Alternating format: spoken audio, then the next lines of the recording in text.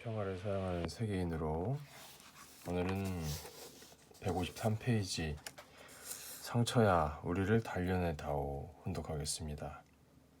사람들은 내가 전하는 새로운 진리를 향해 이단이라며 돌을 던졌지만 유대교의 땅에서 나신 예수님 역시 이단이라는 죄를 뒤집어 쓰고 십자가에 못 박혔습니다. 그러니 내가 받는 핍박이 그리 아프고 억울할 것도 없었습니다. 내 몸에 가해지는 고통이야 얼마든지 참을 수 있었습니다. 하지만 우리 교회를 두고 벌어지는 이단 사이비는 억울하기 짝이 없었습니다. 초창기부터 우리 교회를 연구한 신학자들 중에는 독창적이고 체계적인 새로운 신학이라며 기쁘게 받아들인 사람이 더 많았습니다. 그런데도 우리를 둘러싼 이단 시비가 그렇게 크고 요란하게 확대된 것은 신학적인 문제라기보다는 현실적인 상황에서 빚어진 것이었습니다. 우리 식구들은 대부분 다니던 기성교회를 떠나 우리 교회로 온 사람들입니다. 바로 그 점이 우리 교회가 기성교회의 적이 된 원인이었습니다. 이화여대의 양윤영 교수가 잡혀가서 조사를 받는 도중 김한란 총장을 비롯한 80여 명의 기독교 목사들이 우리 교회를 비난하는 내용의 투서를 경찰에 보낸 일도 있었습니다. 우리가 무엇을 잘못해서가 아니라 기득권층의 막연한 두려움과 위기감, 그리고 극단적인 파벌주의가 몰고 온 명백한 탄압이었습니다. 새로운 가르침을 전하는 우리 교회에는 여러 종파의 사람들이 모여들었습니다. 내가 아무리 여긴 또 왜 왔소? 당장 당신들 교회로 돌아가시오 하며 반협박조로 쫓아내도 금세 다시 돌아왔습니다. 나를 찾아 모여드는 이들은 그 누구의 말도 듣지 않았습니다. 학교 선생님 말도 안 듣고 부모님 말씀도 듣지 않았습니다. 그런데 내 말은 잘 들었습니다. 돈을 주거나 밥을 주는 것도 아닌데 내 말만 믿고 나를 찾아왔습니다. 그 이유는 내가 그들의 답답한 마음에 길을 터주었기 때문입니다. 진리를 알기 전에는 나 또한 하늘을 봐도 답답하고 옆에 사람을 봐도 답답했으니 그들의 마음을 10분 이해했습니다. 답이 구해지지 않아 끙끙거리게 했던 인생의 모든 의문이 하나님의 말씀을 깨달으면서 씻은 듯이 사라졌습니다. 나를 찾아오는 청년들은 내가 전하는 이야기 속에서 평소 가슴에 품고 있던 문제들에 대한 해답을 비로소 얻었기 때문에 나와 함께 가는 길이 고달프고 힘들어도 우리 교회로 온 것입니다. 나는 길을 찾아 열어주는 사람입니다.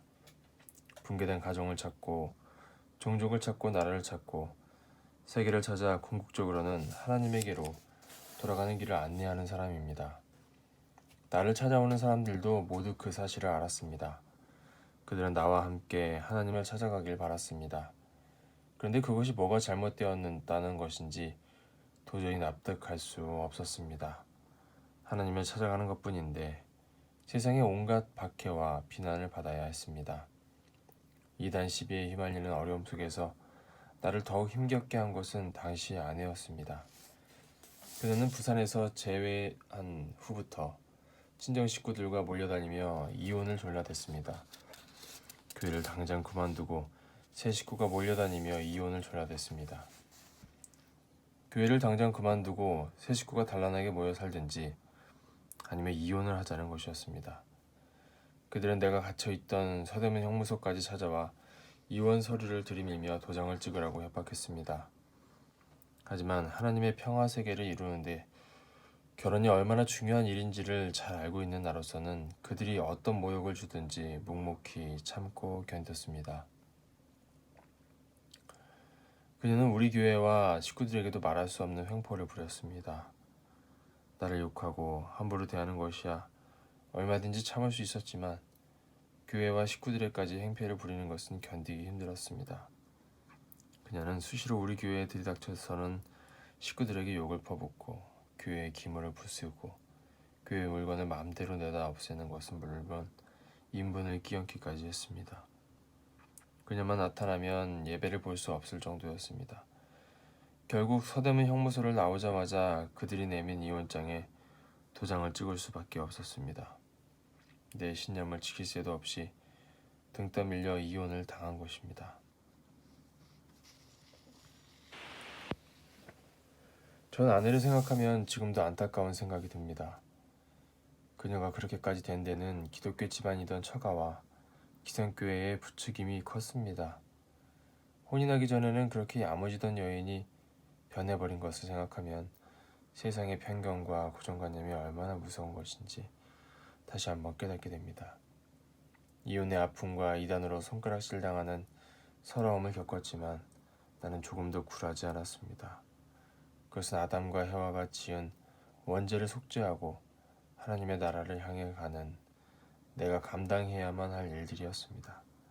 본래 해가 뜨기 직전이 가장 어둡다고 합니다. 나는 하나님께 매달려 기도하는 것으로 어두움을 이겨냈습니다. 잠깐 눈을 붙이는 시간을 빼놓고 하루의 모든 시간을 기도하는 데 바쳤습니다.